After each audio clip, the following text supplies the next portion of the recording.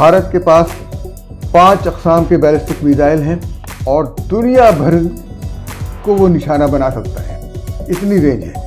Surya missile जिस पर वो काम कर रहा है 12,000 किलोमीटर से 16,000 किलोमीटर उसकी रेंज है।